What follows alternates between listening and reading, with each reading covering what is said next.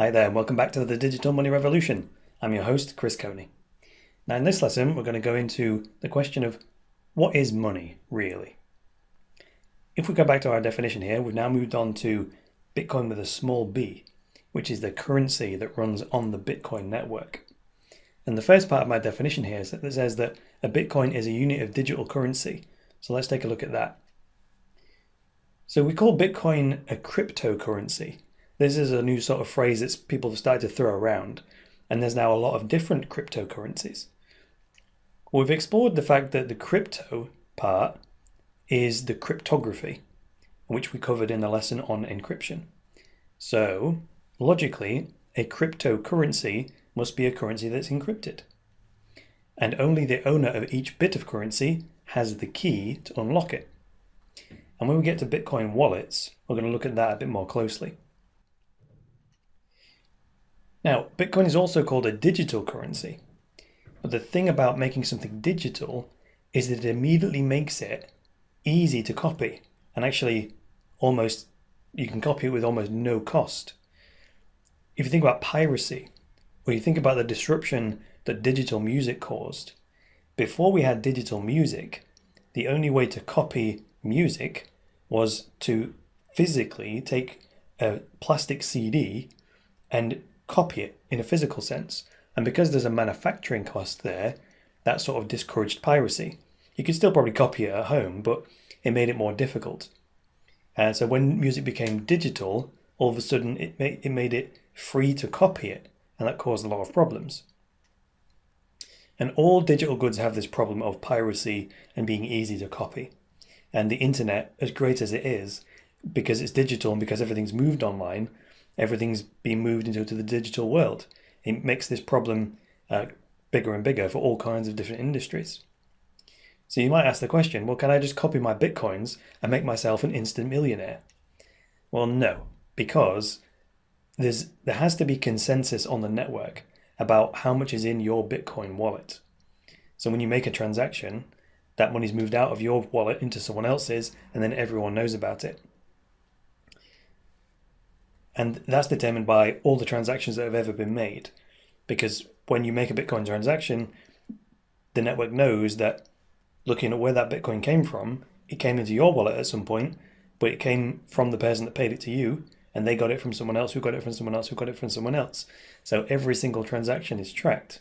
So you can't just magically create Bitcoins in your wallet. You have to prove that those Bitcoins were sent to you by someone in the past. And that's all available on the blockchain, and everyone already agrees on that, so you can't manipulate it.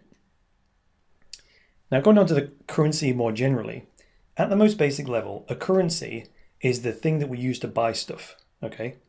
So if that's true, well, can I just use air as money? Well, no, you can't. And why not?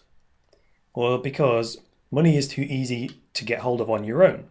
If I offer you some air in exchange for your car, you'll say, well, no, because I can get some air for free just by doing this, right? So it's not worth anything to you. In addition to that, no one else is willing to accept air as payment. So even if you took the air, then you'd have to turn around and be able to offer that to someone else, and they'd say the same thing. They'd say, well, no, I'm not taking air as payment because I can get some very easily for free. So why should I accept it as payment? It has no value. Now that is a very, very, very important point. Money is whatever someone is willing to accept as payment. So keep that in your mind. If I offered you a blank piece of paper as payment and you accepted that blank piece of paper as payment, it's currency. But it's simple as that. So here's a question. Are these money? American dollars. Is that money? British pounds? Is that money? European euros? Or Japanese yen? Or Indian rupees? Well, the answer is yes and no. The reason why the answer is yes and no is because in one country, yes, and in another country, no. So why do those countries accept those methods as payment, and why don't others? Well, I mentioned money has value because we can spend it. And in any given country, what is the ultimate place money is spent? Where's the one place you have no choice over where you spend your money and the form that takes? This is the government, because the government collects taxes and they get to decide what currency you have to pay your taxes in. And of course, every country has a government. So that government says the national currency in the United Kingdom is British pounds, and you will pay your taxes in British pounds. So the governments in each country kind of have a stranglehold on what can be used as currency. They'll allow people to barter and trade in anything. But at the end of the day, when it comes to paying the government taxes, you have to have some national currency. So the question is, could I accept dollars as payment? Well, me as a British citizen, yes, I could, but I'd have to convert some of it to pounds when it came time to pay taxes. Or I'd have to find someone else in the UK that would accept dollars as payment. And if I couldn't find anybody, I'd have to change it back into British pounds, because almost everybody in the country, pretty much everybody in the country, accepts pounds as payment, which is how come it continues to be used. And I'd also have to tell the government how much I earned in dollars so that they could charge me the right amount of tax on my earnings. So here's another question. How does the government decide what to use as money or currency? Well, they'll ask these questions. There's actually 5 criteria for a good currency. So the currency has to be portable, because you have to be able to give it to someone else when you spend it with them. It has to be durable, right? If I have some sort of currency, like a British pound note, if I put it in my wallet and then come back the next day, I want to make sure it hasn't disintegrated, because otherwise I've lost my money. So there's a confidence thing. It has to be durable. And then over time, it has to be durable over many, many years. It has to be recognizable. So in the United Kingdom, if I go to a coffee shop and I present a £5 note, that person needs to be able to recognize and be confident that is in fact a £5 note. Now the trouble here is, if you want to create fraud, you could potentially create a counterfeit. You could create what looks like a £5 note, and if it was a good copy and you gave that to someone, they would recognize it as a £5 note and accept it as payment. So that's a problem there. Another thing is this word's called fungible. Fungible means that one unit of currency is exactly the same as the next one.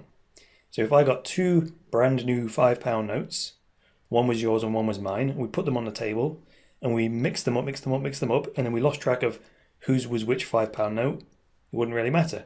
Each one of us just takes one of the £5 notes and we've both still got £5. We don't really care which one it is, because we know that if we give it to someone else, they've both got £5 worth of value.